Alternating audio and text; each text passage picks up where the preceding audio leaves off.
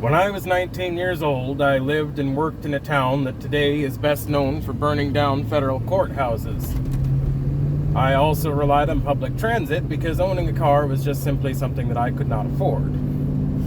As you may imagine, considering what that city is currently best known for, carrying any form of a weapon on public transit was strictly forbidden. Similarly, since I was working for Microsoft Corporation at the time, I was also not allowed to carry anything while I was at work, so I was forced to go with absolutely no form of protection. One day, I was stepping away from a transit center when I was approached by a group of 4 men armed with knives and a chain. I was subsequently robbed, thankfully. Thank God I was unhurt, but I lost the $40 that I had to my name and my debit card.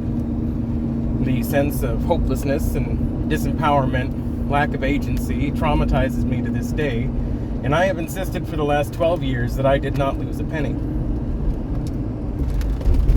Self-defense simply wasn't an option in that situation.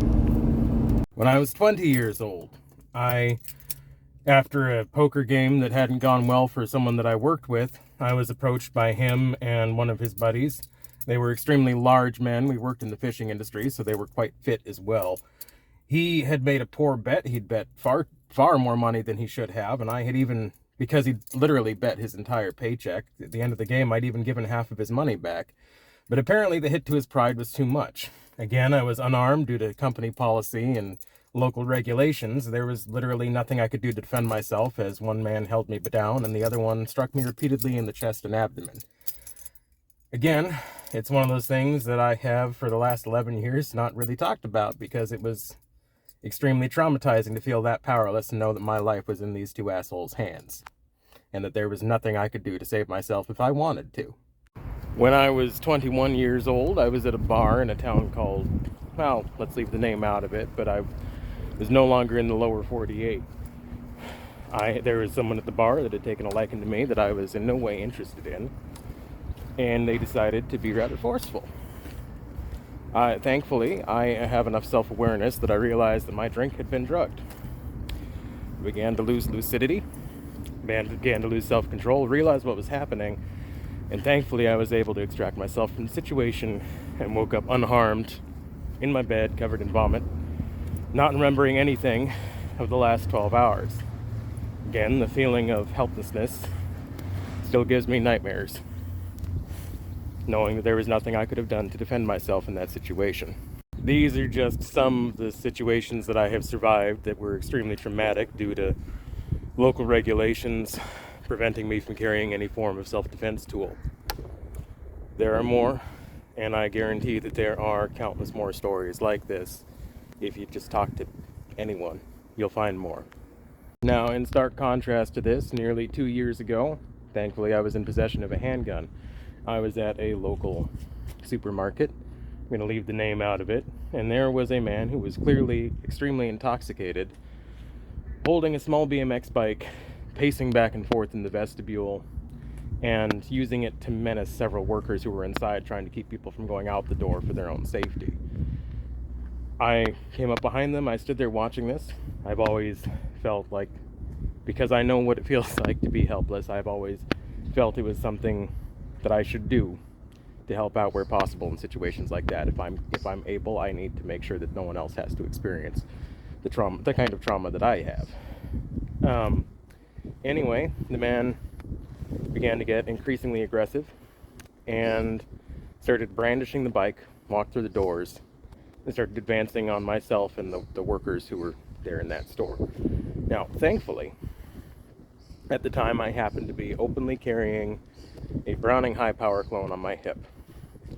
I simply moved my hand to my side. I did not unholster it in any way. I did not brandish it in any way. But I rested my hand on the grip. The man saw this, stopped, looked at my hand, realized where the story was going to end if he continued with his current course of actions, and slowly lowered the bike and walked out into the night.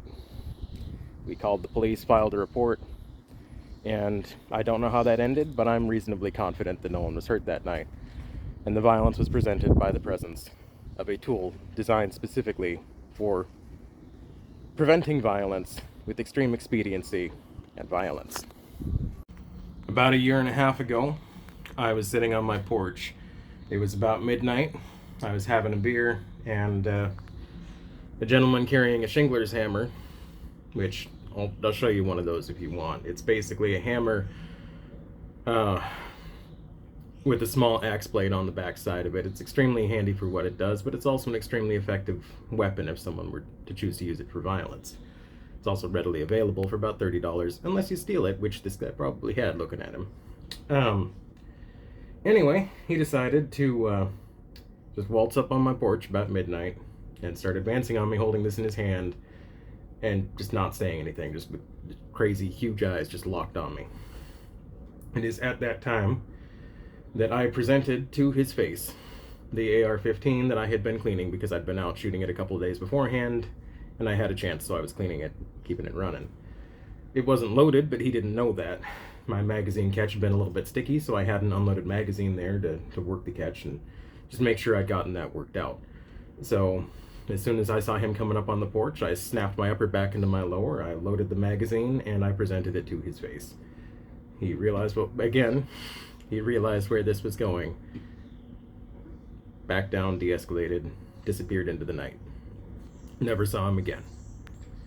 Things could have gone extremely differently if I had not had an AR-15 on me in that moment. About two and a half weeks ago, I had just purchased a lawnmower. I had it in the back of a friend's truck, because I don't own one, I own a Jeep. And unfortunately, lawnmowers don't fit in a Jeep. Anyway, I pulled into the alley next to my house so I could pop inside, open the garage door, and pull the lawnmower inside so I could get on about my day. And in the maybe minute and a half that I was inside my house going around to open the garage door, a man on a bicycle came up, decided to mess with my lawnmower, and I saw him walking away from my truck where he'd clearly, or not my truck, but my friend's truck, where he'd clearly been messing with my mower. And he was walking away, so I wasn't going to do anything about it. It was crappy, and I didn't like him. I didn't like it, and I didn't feel safe, but nothing had happened. So I began to unload the lawnmower. It's at this point that he walks maybe 50 feet up the alley, gets to his bike, pulls a machete out, and starts advancing on me, half hiding the machete behind his leg while he's walking up to me and starts shouting, "What's your fucking name?" Again, in that moment, unlike several of the others that I've talked about before in this video, I didn't feel afraid and I didn't feel powerless. I knew that I had the tool on my hip to resolve the situation if it got out of hand, which thankfully I didn't have to do. I looked him dead in the eye and said, "It doesn't fucking matter." I reached down and I started unholstering the gun that I again was openly carrying on my hip when he decided to do this. Again, the motion attracted his eye as he saw what was about to happen. He stopped cold, and I told him that if I ever saw him near my house again, that I was going to put him in the ground. Again, I reported the incident, and I don't know what came of it, but I have not seen that man since. About a week and a half ago, I pulled up to my local gas station where I frequently stop to buy a beer after work so I can just decompress on my porch and have a beer. I'm sorry if I'm pausing a lot. This is extremely emotional for me. It's not something that I handle very well. I don't like to talk about it, and especially not in a format like this, but I think this needs to happen. Anyway, I was sitting there and a man started walking towards me, motioned for me to roll my window down. I cracked it, and he started trying to get me out of the car. I don't know what would have happened if I had. Now, thankfully, I had stopped by the house before I'd stopped at that gas station, and just because there was something weird in the air, I felt like something was going to happen. So I had a firearm in my center console. When he started demanding I get out of the car and getting more verbally aggressive, and then he slapped the car door. It is at that point that he was presented with, again, a Browning high-power clone. And he stopped in his tracks and disappeared into the night. And I don't know how that would have ended if I hadn't had that with me. Now, the reason I'm putting myself through this and the reason I'm putting this out here is that these are stories that I think need to be shared. We all see statistics on when violent use of a firearm in self-defense was able to prevent an innocent's life from being taken, or them suffering severe bodily injury. What we don't hear about very much, especially with the current modern media,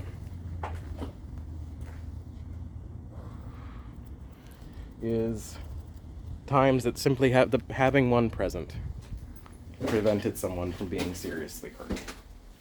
This is a conversation we need to have as a country, as a nation, with everything going on right now. Everyone is looking at this in a vacuum. It's not a vacuum. There's a lot of interlocking parts. There's a lot of stories out there like mine, I'm sure. And I'm asking you, tell your story. Make your voices heard. I know it's rough, believe me. I'm shaking right now, as I'm sure you can tell on the camera. But these are stories that need to be told so that people understand the full scope of the debate currently raging across this country. You don't have to use it. Thankfully, I have never had to actually use one in self-defense, but having a firearm present has saved my life, I'm sure, at least twice. And I know it's protected other people's safety at least once. Now, if you have a story like this, I'm specifically looking for non-violent, or just having it protected you or someone else. Please share that story. Please make your voice heard. I know it's difficult, but it's something that I think we need to do. Thank you for listening to my rant, I guess. Thank you for listening to my story. Just have a wonderful day. Be safe. Talk to your politicians, and help make sure that you do your utmost to protect our right to self-defense in this country. It is a great nation, and I do not want to see it become a steaming pile of rubble because of incompetent politicians acting emotionally. I'll have a wonderful day.